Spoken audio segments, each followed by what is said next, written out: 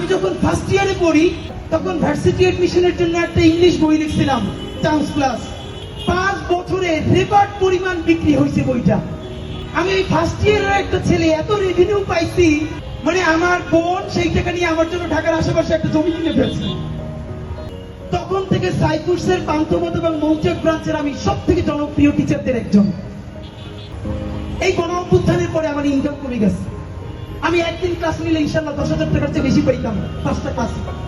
আমি আইএলটিএস এর যে প্রাইভেট ব্যাচ পড়াইতাম, স্পেশাল ব্যাচ শুধু রিডিং এর, সেখান থেকে অনেক বেশি ইনকাম হইতো। আমি গত 10 বছরে বাংলাদেশের অনেক কর্পোরেট প্রতিষ্ঠানে ইংলিশ ল্যাঙ্গুয়েজ ট্রেনিং করাই, ফনেটিক্স অ্যান্ড প্রেজেন্টেশনের ওয়ার্কশপ করাই। বাংলাদেশে এবং বিদেশে হাজার হাজার শিক্ষার্থী আছে আমার, যাদেরকে গত 10 বছর ধরে আমি ট্রেন আপ করাইছি। এই কথাটা এই জন্য বললাম, পয়সা দিয়ে কেনার ক্যাপাসিটি আমার এই জন্য কারণ নাই। আল্লাহর অসীম রহমতে আমার পরিবারকে আল্লাহ ছোট লোক বানান না এবং গরিব বানান না। আমি গরিবটাকে বৈষম্যমূলক অর্থে বলছি না। আল্লাহ রাসূল নিজে পর্যন্ত চরম দারিদ্র থেকে মুক্তি চেয়েছেন। চরম দারিদ্র্যের কারণে মানুষ দুর্নীতি করে। যতটুকু দারিদ্র থাকলে দুর্নীতি করে, আল্লাহ আমার ওই দারিদ্রের মধ্য দিয়ে কোনোদিন নেন নাই। আপনারা দোয়া কইরেন আল্লাহ যেন আমারে ওই পরিমাণ দারিদ্র অথবা দুনিয়ায় আল্লাহ ছাড়া কোনোদিন কারো কাছে মুখাপেক্ষী না করে।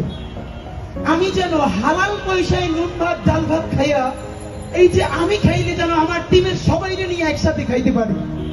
আপনারা অনেকেই আমার কিছু খাওয়াইতে চান, গত 1 বছর ধরে জানেন। মানুষ কিছু একটা খাওয়াইতে খুশি হয় না?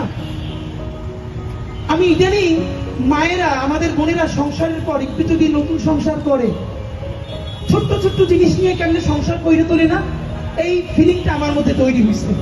আমরা ইনকিলাব কালচারাল সেন্টার করছি, 30 লক্ষ টাকার বেশি আমাদের ওখানে খরচ হয়েছে। 10 টাকা 20 টাকা 50 টাকার জিনিস নিয়ে আমাদেরকে যে যা দিতে চায়, জানেন এই টিমের সবাই কেউ কোনোদিন বাড়ি নিয়ে যায় না, সব থেকে ভালো জিনিসটা সেন্টারে নিয়ে আসে। বাবা বাসায় নতুন একটা ফার্নিচার কিনলে ছোট বাচ্চারা যেরকম খুশি হয় না, জানেন আমাদের টিমের পাগল ছেলে মেয়েগুলো কিরকম? আপনি ওদেরকে এক সন্ধ্যা ভালো খাওয়াইতে চাবেন, জীবনে খাওয়াইতে পারবেন না। আপনি ওদের জন্য যদি বলেন সেন্টারে খুব ভালো একটা জিনিস কিনে দিবেন, ওরা এত খুশি হয়। আমার মনে আছে আমি চায়না গেছি পর, ওরা আমার বললো যে একটা ভিজিএ যে সাউন্ড রেকর্ডার ভালো দাম, আমি বলছি না, এত পয়সা দিয়ে কিনতে পারবো না। কিন্তু এরপরে আমি ওদের জন্য ম্যানেজ করে কিনে আনছি, এটা ওদের কারণ সেন্টারের জন্য। আমি আইনে যখন বের করছি, প্রত্যেকটা বাচ্চা মাস্টার্স পাস করছে। এইটা দেখে এমন আনন্দ নিতেছে, মনে হয় যেন 2-3 বাচ্চারা একটা নতুন সাইকেল, একটা নতুন গাড়ি পাইলে যেরকম আনন্দে আপ্লুত হয়, ওরা এরকম করতেছে। সুতরাং আমার জানি এই নির্বাচনে জেতাটা না, নির্বাচনে জেতাটা খুবই আমাদের ছোট একটা কাজ। আল্লাহ চাইলে আমরা নতুন রাজনীতি নির্মাণ করে ফেলবো ইনশাআল্লাহ। আল্লাহ চাইলে 56,000 বর্গ মাইলের প্রতিটি ইঞ্চিতে ইঞ্চিতে আমরা ইনসাফের রাজনীতি কায়েম করব। কেমনে জনগণের পয়সায় জনগণের রাজনীতি নির্মাণ করতে হয়, সেই মডেল আমরা প্রতিষ্ঠা করবো ইনশাআল্লাহ। আমি আমার টিম যদি মরে যায়, বাংলাদেশে আমাদের এই মডেল এমন ভাবে দাঁড়াবে, নতুন কেউ রাজনীতি করতে হলে এই মডেলের মধ্যে দিয়ে যাওয়া লাগবে।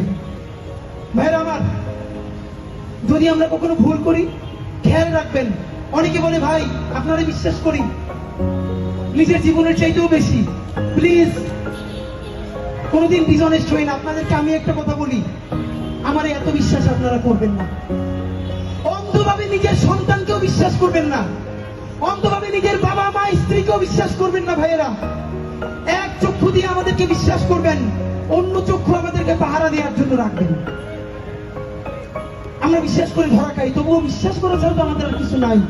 কিন্তু একটা চোখ খোলা রাখবেন, যেদিন ভুল করব, কোন বিচ্যুতি মনে হবে, শুধরাই দিবেন, বলবেন ভাই এটা কিন্তু মনে হয় ভুল হচ্ছে। আমি, আমরা, আপনারা, বাংলাদেশের সবাই মিলে ইনশাআল্লাহ ঢাকা 8-এর এই রাজনীতিকে বাকি 299টা কনস্টিটিউতে ইনশাআল্লাহ পৌঁছাই দিব।